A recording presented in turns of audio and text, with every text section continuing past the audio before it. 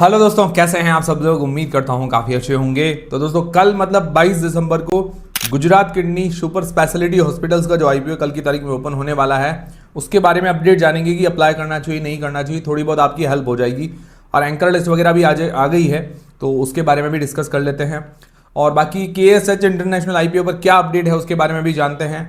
बाकी सारे आईपीओ जो अपकमिंग आईपीओ वगैरह क्या क्या हो सकते हैं, ICICI AMC वगैरह सारी चीज़ों का अपडेट लेंगे इस वीडियो के अंदर। वीडियो शुरू करने से पहले टेलीग्राम, इंस्टाग्राम, व्हाट्सएप, फेसबुक सबकी लिंक डिस्क्रिप्शन के अंदर ज्वाइन करके रख लीजिए। तो सबसे पहले दोस्तों बात करें गुजरात किडनी हॉस्पिटल की एंकर लिस्ट की, तो देखिए इसके अंदर म्यूचुअल फंड या FII इसके अंदर कोई ज़्यादा बड़े नाम शामिल नहीं है।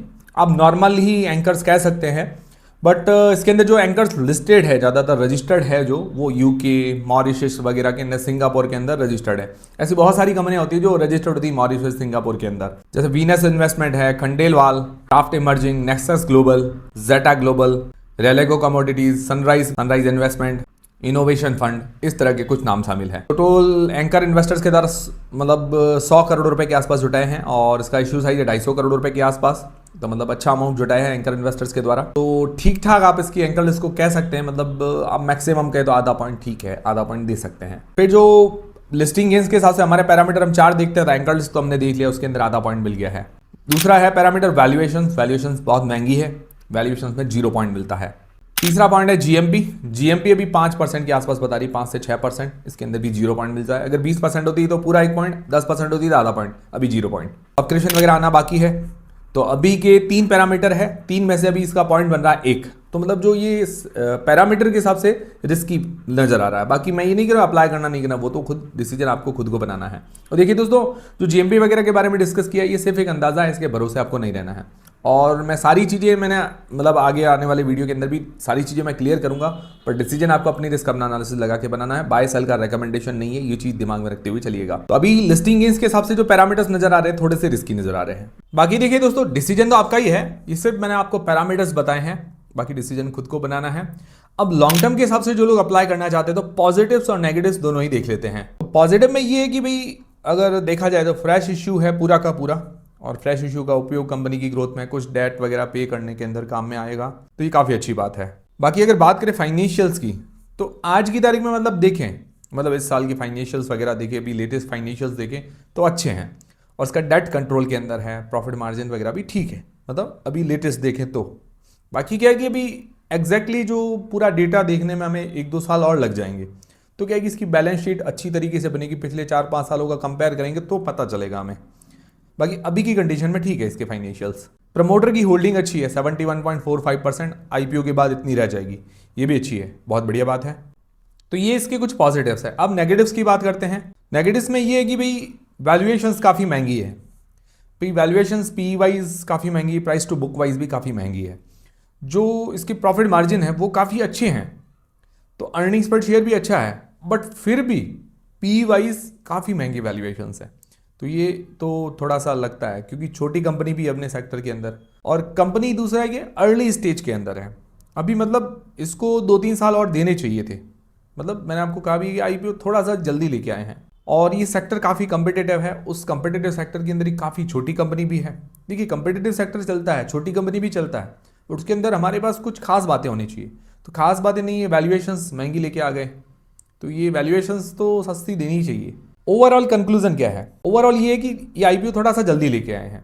अभी 2-3 साल मिनिमम इनको देने चाहिए थे, मिनिमम मैं कह रहा हूँ 2-3 साल देने चाहिए थे, ताकि क्या है कि हम जो इसका बैलेंस शीट है उसको कंपेयर कर पाएँ। जो 5-6 साल की अगर बैलेंस शीट हो तो सही से पता चले कि इस साल इतना मार्जिन था, इस साल इसने उन्होंने ऐसा डेट कंट्रोल किया, नेटवर्थ इतनी थी, रेवेन्यू इतना जनरेट किया, तो वो पता चले। तो मुझे लगता है IPO लाने में जल्दबाजी कर ली है, इसको थोड़ा सा देखना भी चाहिए। और अभी काफ़ी छोटी कंपनी है, स्टैब्लिश होने में काफ़ी टाइम लगेगा। रेवेन्यू 40 करोड़ रुपए के आसपास का है, तो बाकी अदर प्लेयर्स काफ़ी मतलब बड़े हैं इससे, मतलब अगर देखा जाए हॉस्पिटल सेक्टर के अंदर काफ़ी बड़े बड़े प्लेयर्स हैं। वैल्यूएशंस भी महंगी लेके आ गए। ठीक है, कुछ बातें अच्छी भी है, बट थोड़ी जल्दबाजी मुझे लगता है नहीं करते तो बढ़िया रहता, और थोड़ा समय देते, 1-2 साल बाद IPO लेके आते तो थोड़ा बढ़िया रहता। बाकी अभी देखो उसको अंदर मुझे लगता है थोड़ा इस्टेब्लिश होने में समय लगेगा। और अभी हॉस्पिटल सेक्टर के अंदर देखिए वेल इस्टेब्लिश्ड काफ़ी सारे प्लेयर्स हैं, जैसे बड़े बड़े अपोलो, फोर्टिस, ऐसे काफ़ी अच्छे अच्छे प्लेयर्स बैठे हैं जिनकी वैल्यूएशंस भी अच्छी है, फाइनेंशियल्स भी अच्छे हैं, वेल इस्टेब्लिश है। तो इसको थोड़ा सा भी समय लग सकता है। मुझे ऐसा लगता है कंपनी अर्ली स्टेज के अंदर है। ये है मेरा ओवरऑल कंक्लूजन। बाकी मैं ये नहीं करूँगा आप इसके भरोसे रहिए, इसके भरोसे आप डिसीजन बनाइए। डिसीजन तो आपको खुद को ही बनाना है। और बाकी देखिए अभी सब्सक्रिप्शन वगैरह आने दीजिए, रिस्पॉन्स कैसा आता है उस बेसिस पर भी आप देख सकते हैं। ऐसा जल्दबाजी कोई करने की जरूरत नहीं है। हमने तो एक कंक्लूजन निकाला है, इसके भरोसे नहीं रहना है, सिर्फ आपको सुनना है, डिसीजन आपको खुद को बनाना है। और देखिए दोस्तों, जो भी जीएमपी वगैरह के बारे में डिस्कस किया है उसके भरोसे नहीं रहना है।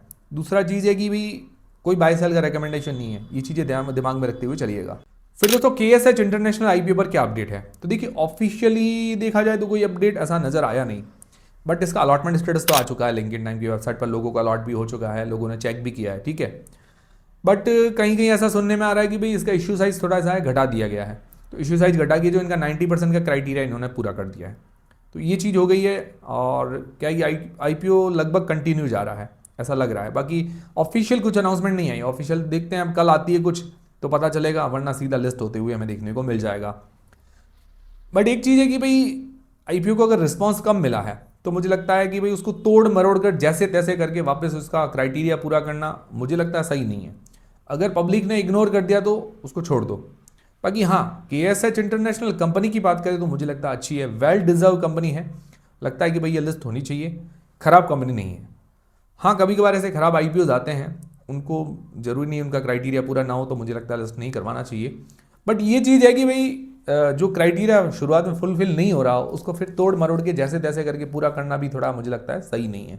बाकी आपकी क्या राय है कमेंट करके मुझे जरूर बताइएगा। बाकी अभी ग्रे मार्केट के अंदर तो कोई डिमांड वगैरह नहीं बता रही है।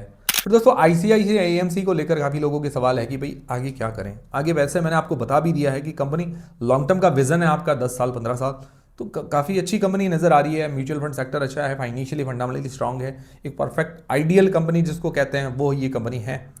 ROE ROC वगैरह बढ़िया है, सब चीज़ें अच्छी नज़र आ रही है इस कंपनी के अंदर, ठीक है ना। मार्जिन्स वगैरह अच्छा बैलेंस करके चल रही है और सेक्टर के अंदर लीडिंग कंपनी है, सेकंड लार्जेस्ट है। हो सकता है धीरे धीरे करके फर्स्ट नंबर पर भी आ जाए अगर इसका AUM बढ़ता है तो, ठीक है ना।